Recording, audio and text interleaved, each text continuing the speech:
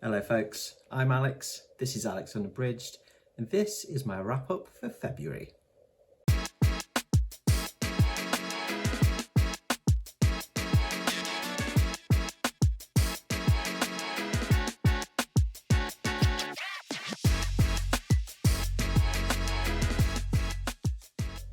So welcome back to the channel if that is the case. Yes, another month down, so it's time to go through what I managed to read in Feb. So let's dive straight in, and I'll start with the one non-fiction that I got through, which was for Historathon 2024, which was The Rise and Fall of the Dinosaurs by Steve Brusatte. I'll probably do a sort of longer thoughts on sort of video for the Historathon reads that I'll have done for the first quarter, probably at the end of March. So I'll just be brief here with this one, and say that yeah, this is a really good book, really accessible, really well presented. Certainly gives you kind of plenty of dinosaur history. But there's a lot in there as well about kind of the history of paleontology and the sort of the science side, the sort of more modern science side of paleontology, things like that. You know, to kind of how we've discovered new things in recent years about dinosaurs and evolution and all that kind of stuff. So yeah, really great narrative style. Steve Brusatte is extremely knowledgeable and very passionate about his subject, and kind of instills that passion, you know, kind of in the reader. And it certainly inspired me to kind of go off and find more books on dinosaurs and sort of, you know, the time periods sort of prior to dinosaurs and after. I kind of fell down a bit of a rabbit hole. And certainly, you know, even just things like other kind of elements of geological history as well, things like that. So yeah, there's a hell of a lot it's kind of made me want to know more about. And I will definitely read Brusatte's kind of follow-up to this as well, which is The Rise and Reign of the Mammals. Yeah, I definitely want to sort of read more of his stuff because, as I say, it's very enjoyable to read or to listen to. I had it as an audiobook. So yeah, very good. Really nice to read something completely different as well for me, because my non-fiction has dropped off quite a bit in recent years. So yeah, good to get back into some non-fiction. Okie dokes, right, into my fiction reading then. So I will whiz through these relatively quickly, because a lot of them I have got videos out for, which are much more detailed already, or, you know, for some of the ones that I really loved, I will probably do some, you know, more in-depth review type things anyway. So first up then, from my science fiction for the somewhat hesitant project, I read Foundation by Isaac Asimov. This is my first foray into any Asimov at all. It was okay in the most part. I think I gave it a 6 out of 10. It's very much the ideas of this that I absolutely love. The scope of it is huge. It's very much kind of like, there's a lot of kind of conversations in this. It's a series of conversations in rooms. The character work is not particularly good. The characters aren't well developed at all. I don't really feel like I knew any of them. And I struggled with the visualization of some of the world elements. There's not a lot of that kind of stuff in there. The writing's kind of solid enough, but it's more about the ideas. This absolutely more about the ideas, and it's definitely made me want to know more about kind of Asimov's kind of history. You know, kind of imagined history, imagined future, etc.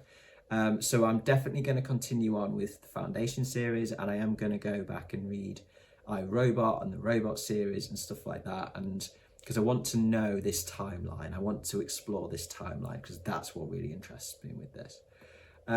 So yeah, as I say, not a bad book by any means, but very much like there was kind of one thing that I was really into with it, and the rest of it was just kind of like, yeah, it's okay. So we'll see whether it picks up or not. So that's the first one.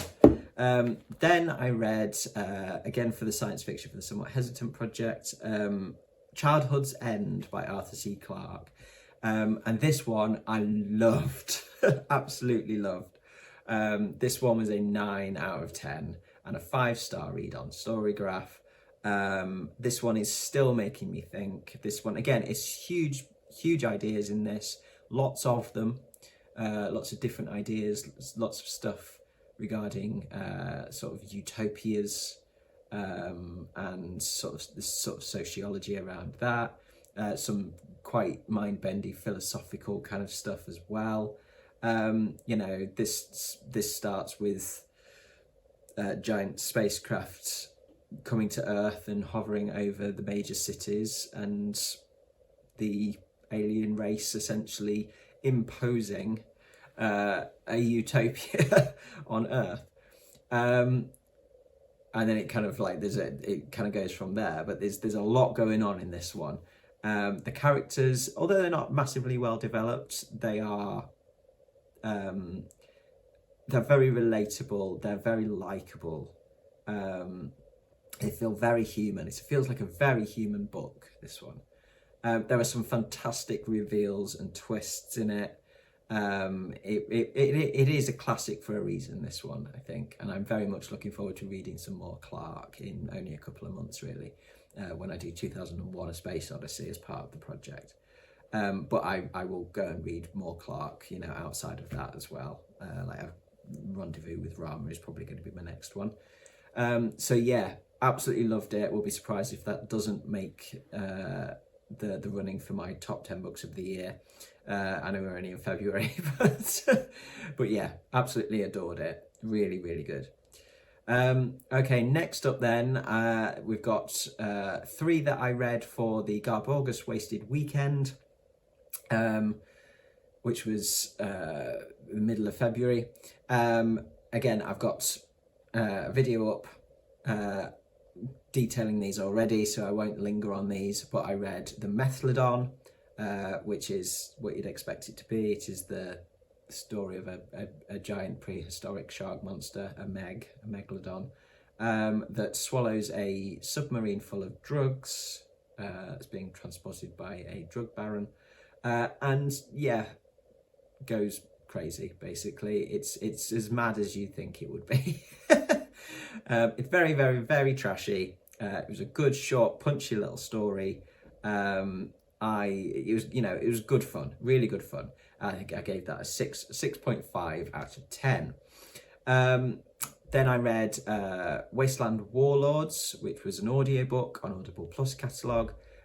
This was a lit RPG, so a literary role-playing game, although the game element is more to do with the kind of the story. It's not an active participation type book like a choose your own adventure or anything like that.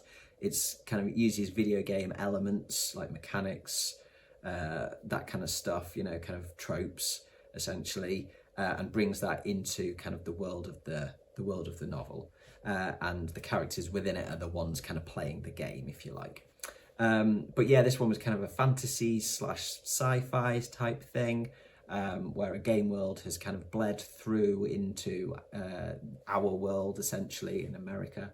And the characters are going in to fight bosses and get loot and things like that, to try and solve a problem of one of the main group, basically.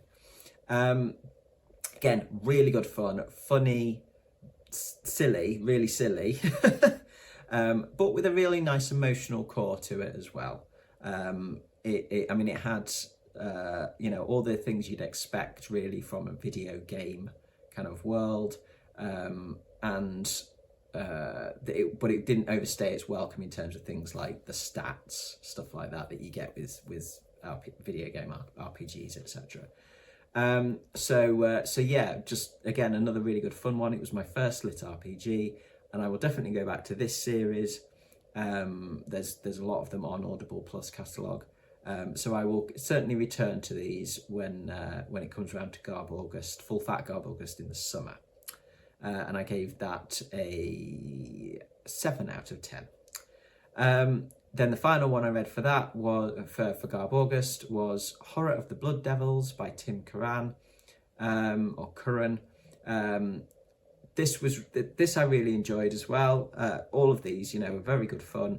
Horror of the Blood Devils was probably the one with the most sort of serious tone to it. Decent enough characters, really good atmosphere to this one. The way Curran writes atmosphere or establishes atmosphere, I thought was really, really good. The way that he describes sort of, you know, the visuals, but also the smells, the sounds, the general kind of feel of places. His language use, his vocabulary is really quite specific in some places. He's really thought about his word choice. And he varies his word choices a lot as well, which I really like. It didn't at all feel repetitive. So yeah, it really, again, really good fun vampire-y type thing. Sort of very much more monstery vampires than kind of Dracula type vampires. It's a prison break type story. It's set on an island where there's a maximum security prison. Prison break happens. The prisoners get pursued by the guards into this swamp on the island, which is very mysterious and known to kind of just swallow people, and all hell breaks loose. So yeah, another one that was really good fun, and I will definitely go back and read some more Tim Curran. And I gave that one a 7.5 out of 10.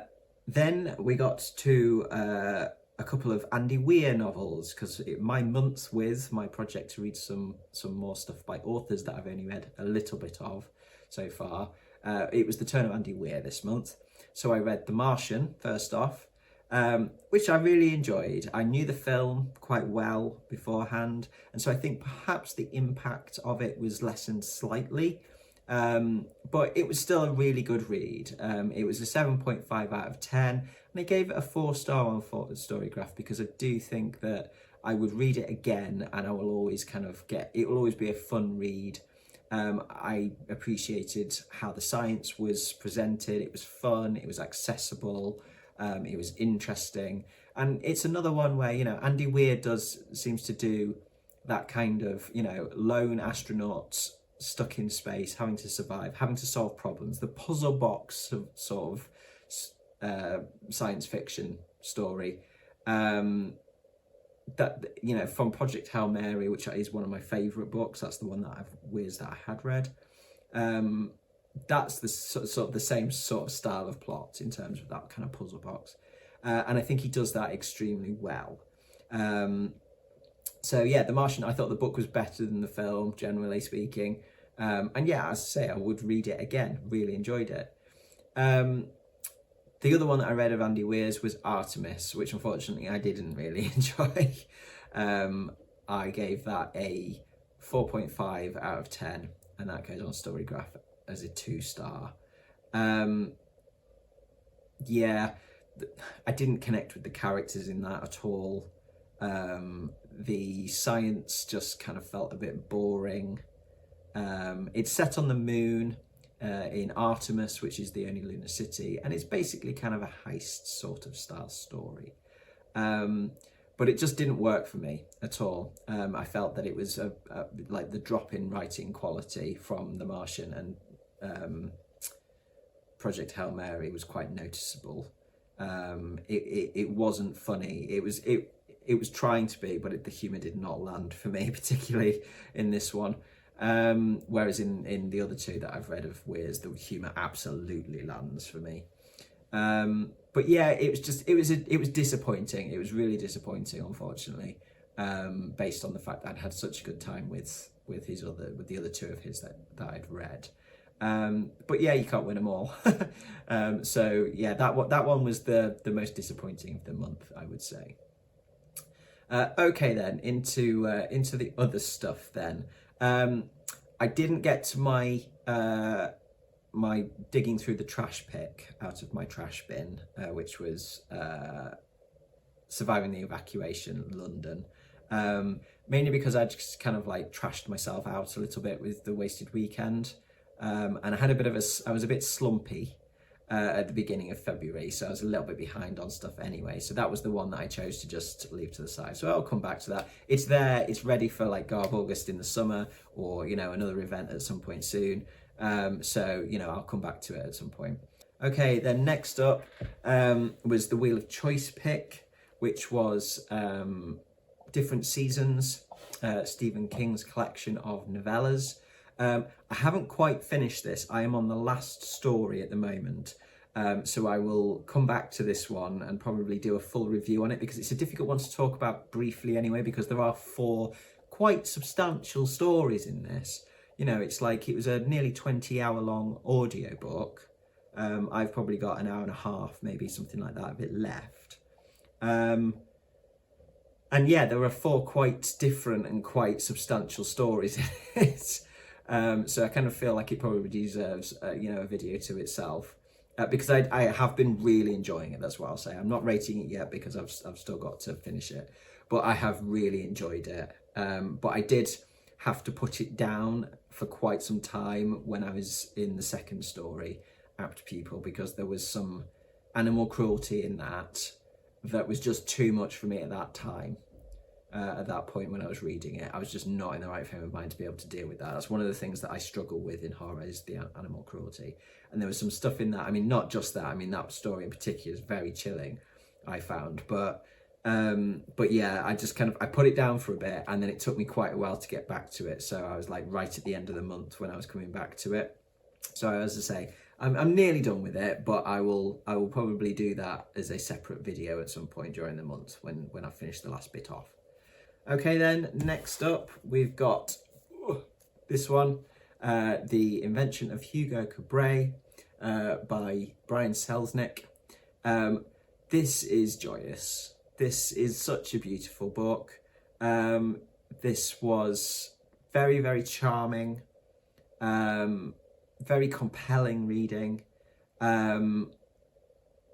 wonderful sort of little band of characters. You've only got sort of, you know, 2 or 3 main characters to deal with, and the development of those is good. It's decent. The atmosphere in this is outstanding. I mean, it is, you know, it's parts. There's a lot of, you know, kind of visual stuff in here. There's a lot of storytelling through these beautiful, beautiful drawings, and then you've got sections of, you know, text as well. But like, it's often like, you know, not. There's not huge amounts of text, and it kind of flips between these two sort of forms of storytelling. But there's just such a warmth to the art as well, these pencil drawings, and yeah, I loved this, absolutely loved this. I read this in one sitting. I just sat down with it and just kept going, because it's not, even though it's like 500 and something pages, it's not you know, it's not like reading your usual 500 and something pages, you know, of full text stuff. And you do get sucked into it, I think, quite easily as well. As I say, it's quite a magical read. It's kind of like, I think there's something in the back, in fact, that said, oh yeah, that's right, evokes wonder like a silent film on paper, from the New York Times. That yeah, I totally agree. It is. It's kind of almost like watching a film in some respects, or this kind of strange mixture. And yeah, it's just a beautiful book, a beautiful story. I really like the way that Selznick kind of uses sort of real films that were made and real filmmakers, and kind of weaves a story kind of around that. And I love the sort of the idea of the automaton that's in this, and the mystery of it, and yeah, it's just, you know, kind of found family. You know, it's a beautiful story and a beautifully presented book, and you know, the story itself is beautifully presented. Yeah, I definitely will just sit down and read this again at some point, you know, several times probably. So yeah, really glad I finally got to this. A really lovely read, especially when I was kind of coming out of a slump. This is a really good one for if you're trying to get out of a slump, I think, because it's not like you're trying to dive back into a ton of text again. this one kind of eased me back in quite nicely. So yes, excellent book. This one is a 9 out of 10 and a 5-star, absolute 5-star. Okie dokes. Then I read Heartstopper Volume 2. I read Volume 1 last year. Really enjoyed it. Again, still a really lovely continuation of the story, dealing with the coming out of one of the boys, dealing with him kind of figuring out what his sexuality might be, you know, because he doesn't think he's gay, and, you know, figuring out whether he's bisexual or not, and just a really lovely friendship turned relationship, and the kind of that navigating of, you know, wanting to celebrate the fact that you're with someone and that you care about somebody, but also that fear of coming out, you know, that fear of rejection from friends, things like that. Really sweet story, really humanly presented. It's very scratchy kind of artwork style. You know, it's a simple kind of artwork style, and it works really well for this story. And it definitely evokes what it's like to be at school and coming out, that kind of thing. Even though this is, you know, a modern text, it's not a million miles away from my own experience at school back in the 90s. You know, in terms of the feel of the school and the things that you worry about as a kid, trying to, you know, thinking about coming out. So yeah, another really good read.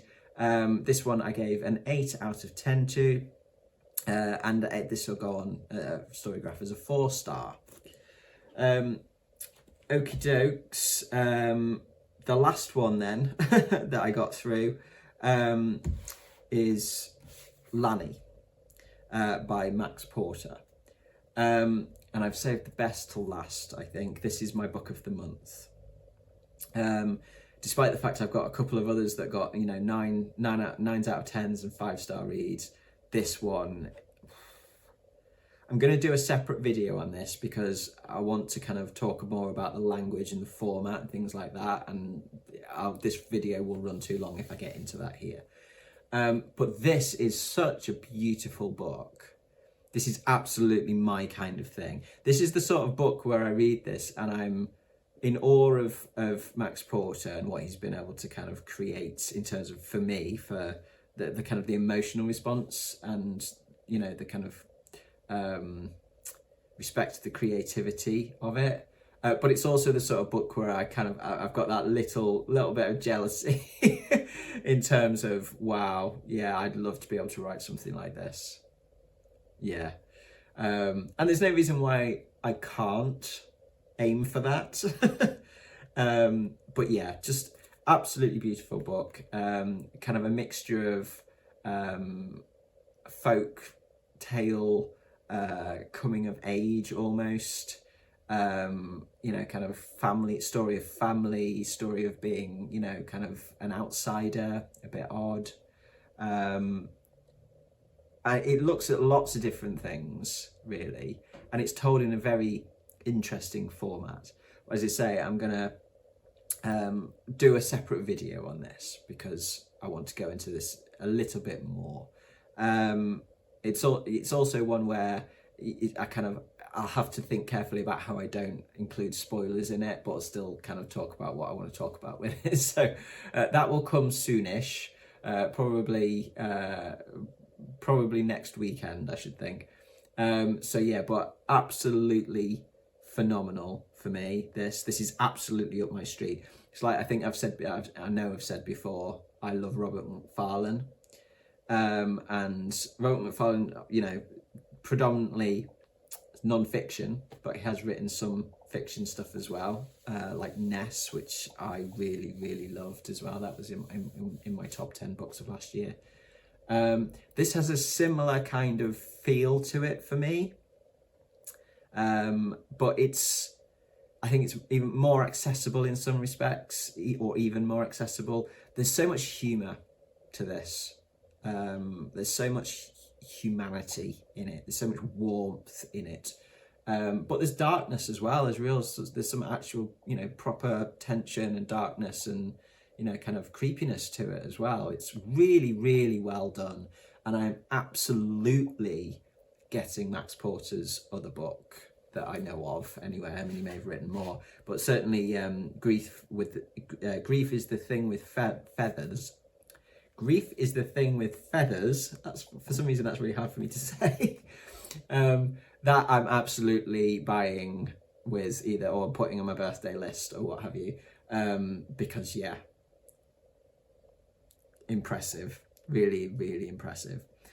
So yes, 9.5 out of 10 and a 5-star read. So there we go. That is everything that I got through in February. Didn't do too bad. Lanny, as I say, is the book of the month. I think I've got 21 books left on my Read What You Own challenge. So I will hopefully get through those in March and April. And then I can start, you know, reading some of the stuff that I've brought in during the challenge from like birthday present, Christmas presents and stuff. And my birthday's coming up, so I will be getting more books for that. But yeah, hopefully by May, at least mid-May, I should have finished the challenge and can kind of buy more books, but also just read some of the ones, as I say, that have come in recently. So yeah, so that's going all right, and I'm glad that my slump at the beginning of February didn't last too long. It was, I think it was just, you know, time of the year. The mood has been a little bit glum generally because of the weather and stuff like that, and I just had basically a week where I just went, don't want to read. So yeah, so I'm glad that didn't last too long. So yeah, back into it, looking forward to March. Anyway, I'm going to stop rambling there. Sorry if this video has been a little bit scattered today. I didn't have a huge amount of time to prepare for it, and I'm kind of rushing it a little bit. But it gives you a good overview of what I managed to get through. As I say, there are other videos out there for some of the stuff that I've mentioned today that I've already talked about, and I will do a full video on Lanny because that one it deserves it in my eyes. So yes, anyway, enough from me for today. Thank you very much for watching, folks. As always, drop your thoughts in the comments down below. I don't know whether I'll have a video out on Sunday or not. It will very much depend on how much time I get to do stuff this weekend. It is Friday now as I film this. So I may well not get something out this weekend. I'm not going to bust a gut to do it if I've got other shit going on, basically. So if I don't, I will be back either on Tuesday or the following Friday. And if it's the following Friday, then it will be with my thoughts on The Martian Chronicles by Ray Bradbury. We'll be back into March's sci-fi for the somewhat hesitant reads. So yeah. I hope you'll join me for my next video, whenever that may be.